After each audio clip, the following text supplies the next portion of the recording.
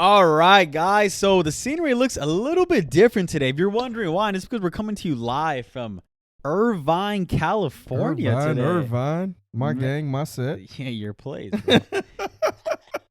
I was born and raised in Irvine, man. Yeah, I'm sure you were, man. Oh, I'm man. sure you were. What's up, y'all? We back with the Alpha Mentality Podcast. This is naturally Otis, Bird, and Mr. Jeffrey Nadal, y'all. You know, got to go find them on Instagram. They're doing pretty well. The Nadal's doing very well. And, you know, business has been doing good. We haven't been with you guys in a minute. It's been a cool minute, man. It has been, man. What you been doing, man? You've been walking away from me, man. I'm trying to teach the daughter how to walk is what I'm trying to do, man. I'm walking away from you, trying to get her to walk. You know, being a parent is a little different, man, but it is fun nonetheless. We should do a whole podcast on actually having an instruction manual for kids. What you think about that? That'd be good. I mean, I'll use that instruction manual. I'll be the first one to subscribe. Yeah, mine's only goes up to the years of 10 years old. And then Leilani is what? She's a year and 2 months? A year and 2 months, man. That's incredible.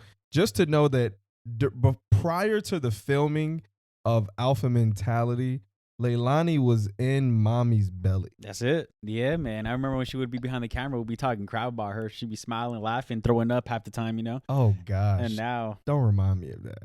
Bro. That was Crenshaw. Time flies, man. That was Crenshaw, Liz. Time flies. Now she's behind the camera over here just smiling, having a good old time. Yeah, with a almost fractured toe. But that's another conversation for another day. Welcome back to the Alpha Mentality Podcast. We're so fired up to be here with you, right? And bring you guys the latest and greatest in terms of growth, development, and having that dominant mindset and what we call the alpha mentality, man. So we got a lot to cover this evening, man. How you feeling about tonight's topic? I feel great, man. It's gonna be a great topic. I think more so because we've been getting a lot of messages surrounding like the leadership conversation. I think more so like it's cool. We talk about business, we talk a little bit of everything, but I think more so people are like, hey, can you focus a little more on the leadership development, things of that you kind of talk about within your own organization? It's like, cool, we could do that. Absolutely, man. That has definitely been my that's been my cloth here for like the last, call it, decade or so. And I think that, you know, having this leadership conversation is imperative because I think that everything rises and falls on leadership. What do you think about that certain phrase? You know, it's crazy. I agree with that now. I never understood that. If you would have told me something like that, you know, a couple years ago, would have been foreign language to me. Now, why is that? I wasn't in leadership at all. I didn't understand what it meant. Being a teacher, that's not something really you discuss. It's kind of, it really is foreign to you. And I think today's conversation, we're going to really get into that because we're going to talk about, you know, 5 phases of leadership. And I think when you first come into any kind of leadership development, you know, organization, business, things of that nature, you start to realize, man, you really don't know what you don't know. That is very true. So when you say leadership, there's a lot of people who are listening to this conversation tonight. And by the way, we thank all of you that are subscribed. You guys send us tons of messages. Hey, listen, we get busy just like most people. So we just want to tell you that we're here with you. I think we do a lot of individual coaching and things of that nature. So we get caught in this, but we want to make sure that we can continue to provide value in any way. But when we talk about leadership can be in so many different capacities, you know, like in the household, there's leadership being a parent. Right. There's leadership if you're at a job. There's leadership if you're running a business, in a church, you know, running a team. So I think, you know, having to the expectation of defining leadership. What is leadership to you? Leadership to me, man, I think after reading so many books is your ability to influence someone else. I think that's where it kind of rises and falls, is influence. Okay. So you influence somebody, and then that naturally should make you a leader, but there's got to be levels to 1,000% different leaders. I mean, you know, you consider entry level leadership somebody just starting a job and maybe they're given a position of a supervisor, and then you got something all the way up to the top of maybe like the president of the United States. There's got to be a difference, right? There's definitely a difference, but it's funny that you mentioned the whole job thing because sometimes I think we get too caught up on titles versus what leadership actually looks like. And I think that's something that we should talk about today because just because someone's given a title doesn't really make them a leader. Right? I like that. So I think when we can kind of break that down and define it for people, I think it's going to make a lot of sense in that conversation. So I agree with that. I agree with that big time because what happens in leadership is it's often mismanaged Yeah. because there's the influence that you mentioned earlier, which is I think it's the most important ingredient. When I was in pharmacy for over a decade, they would say active ingredient in a medication, right? So there's an active ingredient in leadership, and it is the ability to influence, to be able to get somebody to respond based on their great gift. Yeah. However, in leadership, there's something called expectation versus a standard. Like we talk about that, you and I, a lot of the times because people can't differentiate Yeah. the differences in between both of them. So for our audience that's listening right now, and again, we thank you guys for subscribing to all of our channels, and we get people from Sweden to Africa to here, and I can go across the board, and we thank you guys. We love the conversations. But that's the fine. When we say expectation versus standard, you and I, we have this conversation all of the time, but let's deep dive into that, can't we? Let's do it. So expectation, let's define that. What is expectation? Expectation would be more something that's kind of external. So let me give you an example. Okay. You may expect someone to do XYZ, right? That's an external. That's expectation. I'm expecting them to do something. Okay. But the standard is internal. The standard is what they think is what they should actually do. So let's break this down. Let's say, for example, let's use a sports reference. Let's say someone's expectation is, hey, this player should be averaging 20 points a game. But their standard for them is, hey, I got to average 15 points tonight I'm good. If I can get 15 points, I am golden, right? The expectation is what someone expects of them, but the standard is what they believe. Oh, okay. Now, that can be flipped, too. Someone could expect someone, hey, man, you're a 20 point per game scorer. But their standard is 25 points per game. Their standard is above that. So you can kind of really measure each depending on what is expected of them and what they actually hold themselves accountable to. And that's how you can really see someone's level of leadership and how they view themselves. That's really good. So as you're saying that, tell me if this sounds right. As you're saying it, I'm thinking about it like this. When you get married, right, there's an expectation generally for the man to be the provider, the wife to be the nurturer. But what you're saying is somebody who has the opportunity to extend that, right? Yes. So there is a expectation of this is kind of like, I should say, the wife or the man, or maybe you get a job. There's an expectation to fulfill as the role, but it's up to you to take it further, which would be like the standard. Is that what you're saying? 1,000%, yeah. Because just because something's expected of you doesn't mean you can fall short of it, And I think that's where a lot of times people, they don't meet certain expectations, but it's not that they didn't meet it; it just wasn't their standard. Okay. And I think that's where a lot of miscommunication happens. Like some people are expecting something so high of you, but then maybe that's not internally what you actually feel, or vice versa. Maybe someone has an expectation of you, and you just blow that out of the water and like, wow, they met my expectations. They exceeded expectations. Well, no, maybe to them they just met their own standards.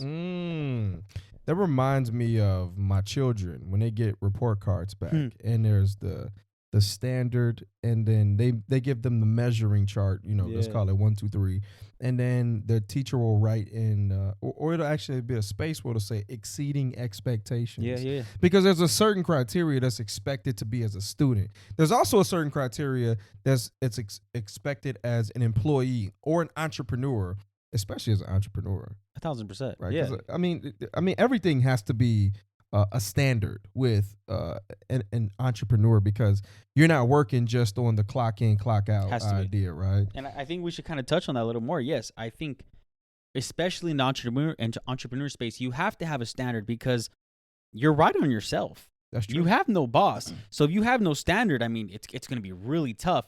It doesn't matter if your standard is low, mid, high, whatever. Like, it's your standard. But if you don't have one at that point, what's your boss? What's dictating you if you don't have a standard? I like that so much, right? So what I would consider like your standard is it represents like the principles and values that serve as like the foundation, almost like the action things, like the things that come in like the silhouette of that character, the things that outline that person, versus the expectation. It will refer to maybe future outcomes that you can anticipate, that you can control. Does that sound about right? Yeah, that sounds about right. I like that. I think, if you just place it, let's just place it in industry. Let's say someone's in sales. Okay. and they have a certain standard for themselves. If they don't meet that standard, they have let themselves down. They didn't meet the expectation for them personal themselves because that was their standard. So I think you hit it 1,000%. You can kind of place that in any industry, period. When I was a teacher, there's a certain expectation that, hey, your students they have to hit this kind of benchmark on their exams. But as a teacher, what is your standard? Is your standard to hit those expectations or to blow that out of the water? I like that. Let me challenge you just a little bit on this one because I think that our listeners are thinking about this as well too. So there's naturally the outline, which is the standard. I'm sorry, the standard, and then you talk about the expectation because that's external, but then the standard, it's internal, right? Yep. So if we want to increase that, we obviously have to find a way to raise the standard. How does someone go about raising the standard? So we all expect to become a better version of ourselves. We want to increase, we want to climb that ladder. We want to find ways to dig a little bit deeper. How would you raise your standard? I think the only way you can really raise your standard is one, by personally developing, but also by understanding what level you're at and what you don't know yet. Like you may know certain things that have gotten you to that standard, but maybe there's another level. That other level is gonna force you to challenge yourself. Maybe it's gonna have you look at yourself and audit your inventory of your life and be like, okay, what do I know? What am I good at? What don't I know? What am I average at? And what do I need to get better at? And I think those really, John C. Maxwell talks about this phases of leadership, right? Where you kind of really go into it and I don't know if you want to elaborate on it, but it's called absolutely, because he absolutely has essentially has five pinnacles of leadership, right? So there's five of them, one being entry level and then five being empirical, being the absolute. And I really like this topic because when we talk about, how to raise that, you really have to fine tune your leadership and how you approach things. I think that, how you approach, it's not, often my mom used to say, she said, it's not what you say, it's how you say it. Yeah. And it's not the work that you do, it's how you do the work and it's how you approach it.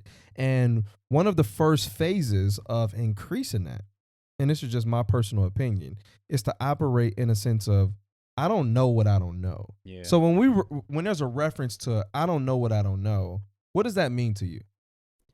There's naturally going to be things that you're just completely unaware of and you're clueless to. And I think that happens to everyone. And this also really challenges your ego. Absolutely. Because you think that you're at this capacity over like, well, I already know this stuff. But when you really first start realizing, well, I didn't know that, maybe there's something to that. It really it messes with you, first of all. It messes with your ego if you have one too. But it also helps you understand, okay, well, now you're in a position where you can start understanding, if I don't know this, what's the next level look like? What do I have to do to understand this? And that's how you begin to grow. I like that. So let me give you an example with that because I find this to be most relatable with the audience. And, the reason I stop and do this is because I want people to be able to attach this and to tie this into real life example. Right. I was just at a dinner party, I believe like a week and a half ago. And at the time of this conversation right now, it's 2024, first quarter. And a gentleman was having a conversation with me. He happened to be in real estate. And we were having a real estate conversation. We were talking about, just some of the certain changes. And one of those changes is, I think they're taking away some buyer's commission or something like that. Yeah, I heard about that. Yeah. And he didn't know that. But he insinuated like he did know that. And if I was a guy who wanted to invest with him or I wanted to go into business with him, automatically my spidey senses went up because I started to recognize that he didn't know what the hell he was talking about. Yeah. And at this stage, many people, they fail to recognize that this is actually what makes you better. Yeah. Even in our industry, one of the great things to do is whenever you're dealing with a client or a prospect is to admit that you don't know. You don't know. Yeah. You have no clue on what's going on. Yep. I'd rather say, hey, I don't know, and let me get back to you, and then we'll be able to find out an answer, right? So I think that this is a great analogy to kind of help people formulate on how to approach this idea of I don't know what I don't know, because this is the highest level of ego. Would you agree with that? 1,000%, yeah, because, John C. Maxwell talks about this so much, as long as a person doesn't know what they don't know, they're not going to grow. And if they stay right there, that's where you get stuck.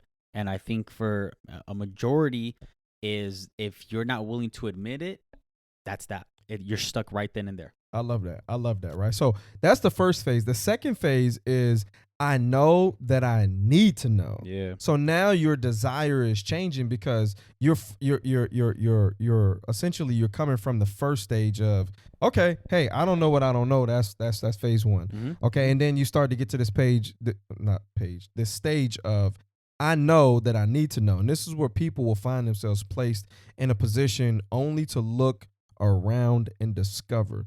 Can you elaborate on what it's like to go from maybe the first phase to the second phase, being that now I'm starting to recognize that I need to know some piece of information? Yeah, definitely. I think I like to use the example when I got my first promotion at my first job. I became an assistant manager, right? So naturally you get a title like, okay, people have to listen to me. Fired up. Right? Got a promotion. That's it. I was fired up and I got the promotion. So I was like, okay, cool. People have to listen to me when I speak to them. But what I quickly realized is just because I moved into that position of power, of title, no one was really listening to me. No. And part of the reason was because no one's following me. I'm placed in a leadership position, right? If I'm here to manage, I'm supposed to lead in the right way, but I wasn't doing that. I was strictly managing, not leading. And I quickly looked around, no one was following. This is so good because this is what I call position leadership. You know, it's so funny.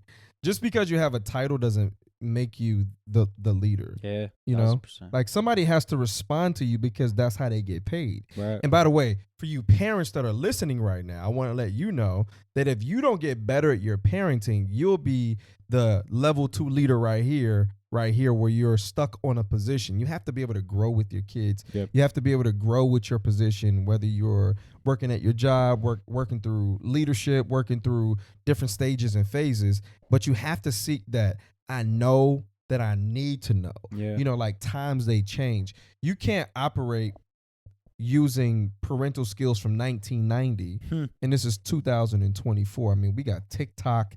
You know, it's getting ready to get banned and all that stuff, but that's another conversation. But you can't use these same antics or tactics to be able to receive, you know, a level of achievement when you're trying to accomplish this goal. And I used a wide variety, but again, I know that I don't need to know. You know, most people get stuck here. They call themselves a leader. Yeah. And then they find out that nobody's freaking following them. What do you call that? Insanity. Yeah, or a long walk in the park with no damn body by yourself, right? Yeah. So that's the second phase of leadership. So if you're listening to this, you got the first one. I know what I don't know, and then you move on to number 2. I know that I need to know, and then the third phase is I know what I don't know. What does that mean? That means that you're able to self-reflect and actually audit.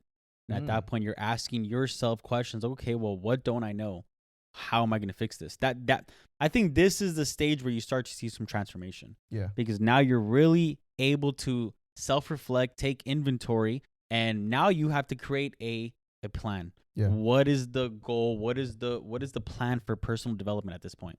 I agree 100%. I can't even go over the top of that one because that's so true. I mean, it's almost like you have to have a personal plan there. Yeah. You know, when a plane takes off from whatever destination that it is, it reroutes so many different times in the air. I mean, it may start off with a certain coordinate, but based on the wind, based on other planes, based on other activity that's going on in the air, it may change 100 times. But because it has a plan to get there, it can alter and ultimately end up at its destination. And for all of us that are listening right now, I've been here. I know you've been here where you've had to have this.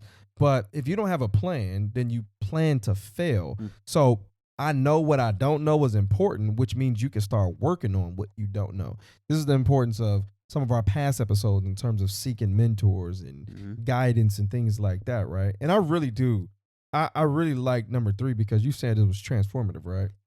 You know, it's funny because it's funny that you kind of take a pause right here and you ask me that because I think number 3, you can find yourself falling back to number 2. Oh, yeah, that's good. Like number 3 is your bridge to get to the next point, or you fall back or you stay right here. Like number 3 is your breaking point. If you can't figure out number 3, you're not getting past it. This is where most people get stuck, in my opinion. Identity right here. This is thermostat versus thermometer point. That's really good that you pointed that out because I know what I don't know. How many people listening to this right now? How many of you right now, whatever your field is, you can actually write down maybe 3 things that you could say you honestly, you know what you don't know about it. It's rough for most people, man. I think we can do it by ourselves, but we're not willing to admit it. That's true. That's very true.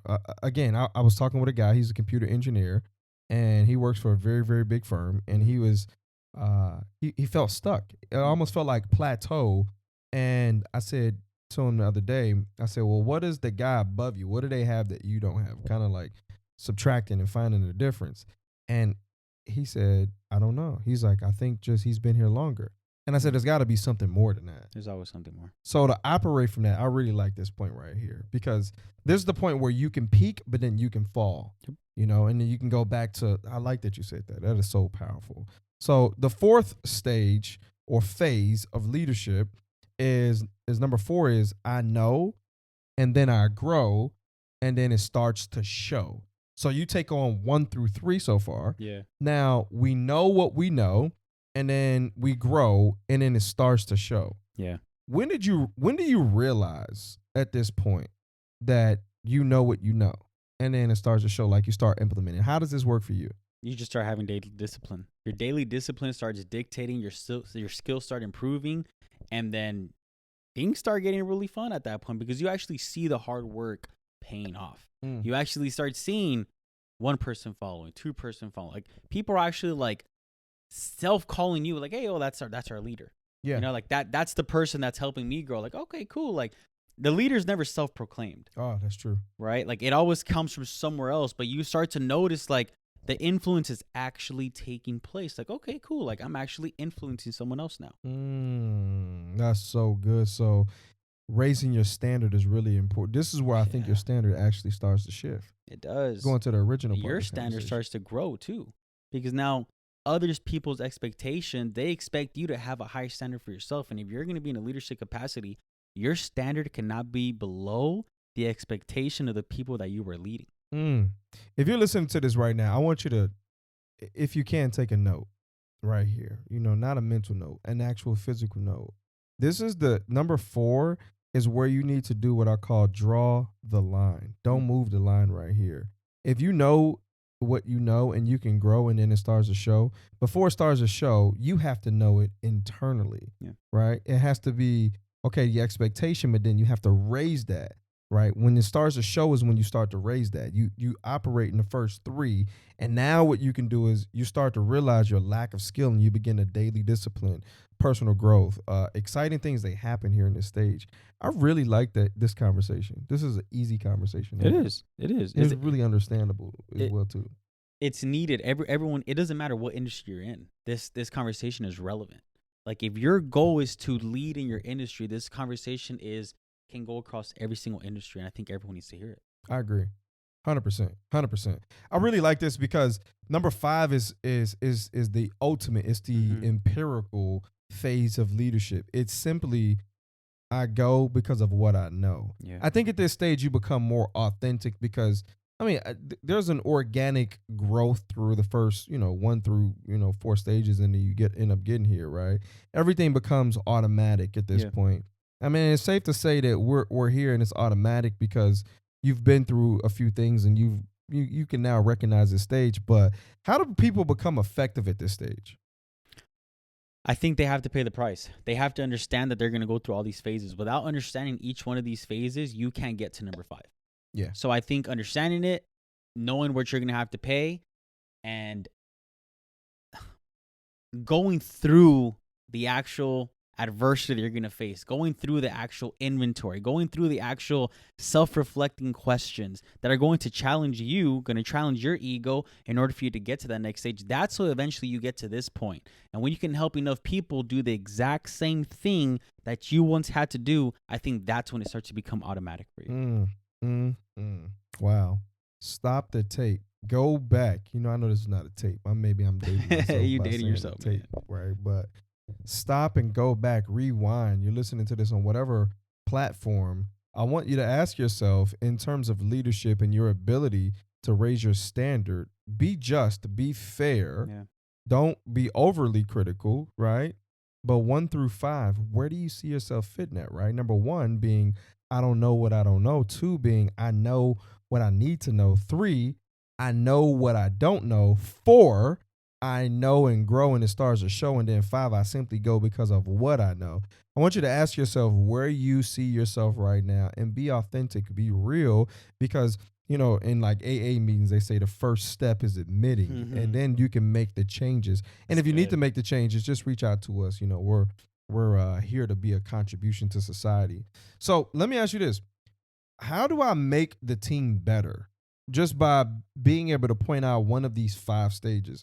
How do I make my team better? I think you make your team better by, one, being able to selflessly admit what stage you're at, because I think that alone will give other people courage to admit where they may be at. Okay, so that's the first part. You admit it. But secondly, I want you to really understand that you have to become the great teammate if you want to make your team better. The team doesn't automatic. A lot of people will talk about this. Like, man, I want to be part of a great team. So are you a great teammate because you are in that team culture? If you're a bad teammate, wanting to be part of a great team, then that means you're going to bring down the law of averages. You have to be the person to raise those law of averages. So I think understanding that, and just, for a lot of people on any team, I think we get too caught up in the whole idea of, hey, my team should love me. My team should accept me for who I am. One part I agree with, yes, your team should love you, but your team should not accept who you are, because if they do, that means they are okay with who you are currently, not for the person that you can become. That's really good.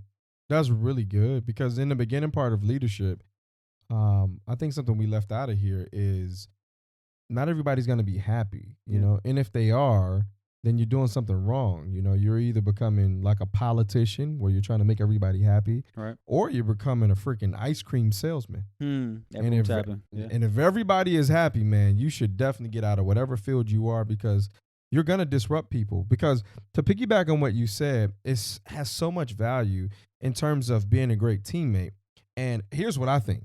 In order for you to become that great teammate and sequentially move to becoming a great leader, I think the number one thing people are missing is that they have to become a great follower first. Yeah. You got to become a great follower in order to become a good leader, and then you can move to these stages and phases. So many people want the glory without going through the story first. And I find that to be some of the most off-putting things, especially in this microwave society that we have now. They think because they read a book or two that automatically they just assume the position. And it never, ever, ever works like that. So let me ask you this, because you say you have to be a great follower before you could become a great leader. How do you explain it to someone that maybe their ego's so high and they just see themselves as the leader? This is who I am. I will not be a follower. How do you coach that? You show. You have to develop what I call moral authority. You have to show them better than you can tell them. That's good. Because understand that we're always going to deal with egos. Yeah. We're always dealing with egos in some capacity. But if you show them, you get to their level and say, because the job of a leader is to not bring people up automatically. And this is such a big misnomer amongst many people in society. They think that, okay, Jeff, I'm the leader. Otis, I'm the leader. You're supposed to come to my stage, and that's not true. You need moral authority, which means you need to take the elevator down one level. You need to go meet them where they are. Maybe that's 2 levels. Maybe that's 10 levels. But you need to meet them where they are, see eye to eye, help them understand that you went through the same things, get them back onto the elevator, and then take them up to the floor. That's good. Like a lot of us that are listening to this right now, we may be in a high level of leadership. You may be a supervisor. Maybe you've made millions of dollars, but let me just tell you something. You'll always have a plateau if you don't examine these 5 stages of leadership and understand the intrinsic and extrinsic values of expectation versus standards. That's so good. I don't know where that came from. Yo, man, that was so good. I don't know where that came from. I could have kept going with that, right? So let's get ready to end this, because there's some questions that we put together as we were thinking about this, and this is like the only thing we actually prepared. Questions to help you develop personally, and just to develop and to identify, right? So I'll let you kick it off with the first one, brother. Yeah, man. So the first question that I think we should all really ask ourselves is this: what strengths do you have that can be overplayed and become a weakness? Let me give you some examples. You know, a lot of times, someone's strengths could be like, hey, maybe they're the nicest person in the world. They're great, man. They never get mad. But how can that be played like a weakness? Let me give you an example. Some people may see them as a pushover. Mm. Maybe they're too nice, for whatever field or industry they're in. So I want you to really identify that. Ask yourself, hey, what strengths do I have that maybe are overplayed and they become a weakness? And self-identify that. Go to number 2, because I like that one too. I really could elaborate big time on number 1 about the strengths, but that you just said is so good. I can't even add to that. That was really good. Go to number 2. Appreciate you. 2, which skills and behaviors do you recognize and value most? Oftentimes the skills and behaviors you value most are the ones that you look up to, that you're trying to emulate. So the quicker you can actually identify those in other people, now you know what type of leader you're trying to become, simply by what you value the most, because you're going to try to do that the most. I like that. It's okay to be a copycat as long as you copy the right cat. Couldn't have said it better myself. Yeah, I like that. I like that. And then number 3 we came up with was, do you seek feedback at the right time, in the right way, without defensiveness, without AKA ego, and from the right people? Can you elaborate on the right people? That I think that part is key. Well, first of all, you're going to have to identify where you are. One, what we just talked about, those 5 phases. But I think more importantly, you have to understand your associations. I think all of us are really big on our friends and our family and our connections. And, I don't mean any disrespect as I'm going into this conversation, but you almost have to kind of grade your association based on where you're going. Yeah. I always try to find myself around people who are performing higher than me. If not higher than me, then, not everybody's going to perform high as me, but most of the people that are around me.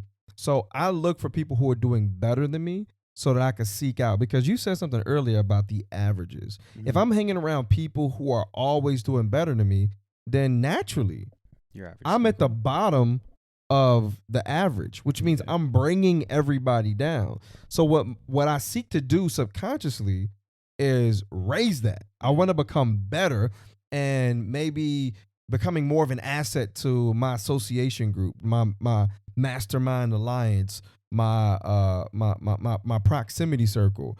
I'm going to look for that, and I'm going to ask them naturally, hey, I notice, we have a really good relationship. Can you tell me, how do I seem as I'm having these conversations? And then from there, I could seek the right feedback, and then they could tell me the honest answers, because chances are they probably don't have anything on me. We probably don't make money together or anything like that, but they'll be able to honestly tell me, and I could take that without any bias. Yeah, I agree. Hit around the head. Yeah. So, we got 2 more, man. 4.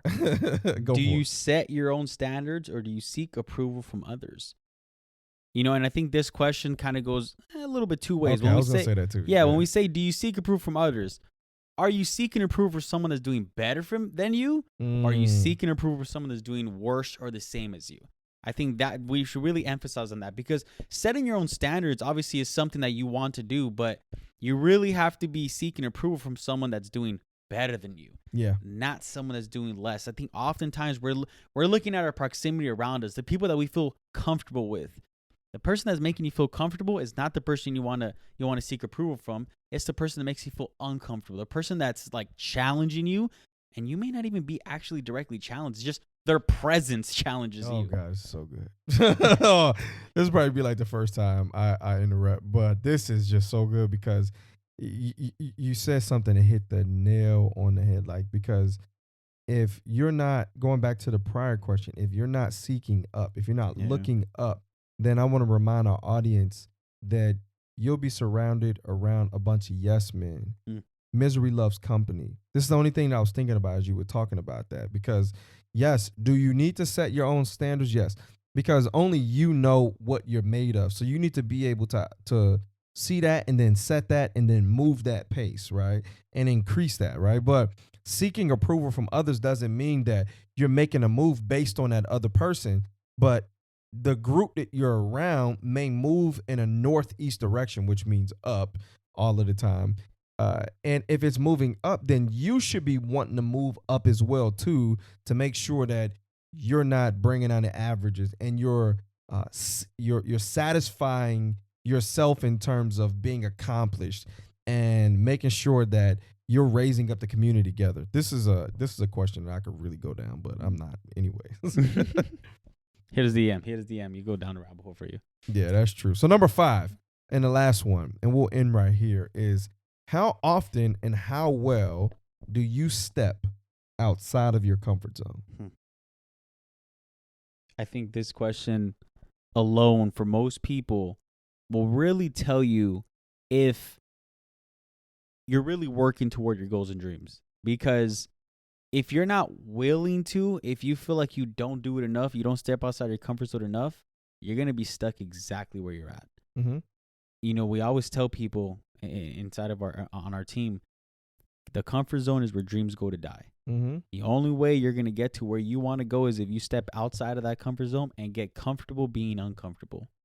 I don't know if you want to elaborate on that. I do, because again, not to add another question, but this is something more so that you can just have as a barometer to see where you're going. But if the last 3 to 5 years of where you've been in terms of your life, maybe the way that your career has moved, maybe the way that you've saved money, made money, invested money, been a great mom or a dad, if that looks like the next 3 to 5 years, I want you to ask yourself, are you where you want to be?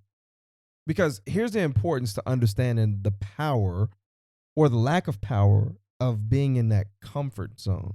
You know, for a very long time, I chased a check, and a check brought me, you know, the consistency of every other Friday, right? And things were just comfortable right there. Yeah. But the moment that I moved out of that, and it's just an example, and I had to go and get paid based on the work that I was doing, AKA commissions, then I knew I was well outside of my comfort zone. Yeah. So my routines were never the same. So how well you step outside, or how often you step outside of your comfort zone is going to be determined on your routine and how repetitious that is. Because I tell you, you know, the definition of insanity is doing the same thing, expecting a different result. And I feel like so many people, they're walking dead because they are stuck inside of their comfort zone. And I'll give you an example. I had a friend of mine who will go nameless, who has been making a pretty good income and has been doing that for some time. And our conversation was, I want to say comfortable, but a little frustrating that this person was kind of stuck around there, and they were like, well, I'm good. And my question in my mind was, well, you're good to compare to what? Mm-hmm. Because did you come this far, number one, to get this far, or did you come this far to keep going? But if you're comfortable, then you can't go far. Yeah. You'll be stuck. You'll be right exactly where you are. So number 5 is a tough question. So hopefully, you know, our audience resonates with that, and you guys can go to work on these as well too. Man, that was an episode, guys. I know we went a little dormant on you guys for a couple months, but we hope this one revives you. We hope this one brings you guys back to our channel, and we're gonna be dropping a lot of more of these episodes real frequently coming soon to you guys. So we appreciate you guys. You'll probably be listening to this somewhere, probably not on the tape like Otis likes to say, but you guys get the point. But this is the Alpha Mentality Podcast, man. We're signing off. I'm Jeff Nadal. ODB, no Otis Bird, you guys. We enjoyed this time with you guys, and we look forward to the next episode. Peace, guys.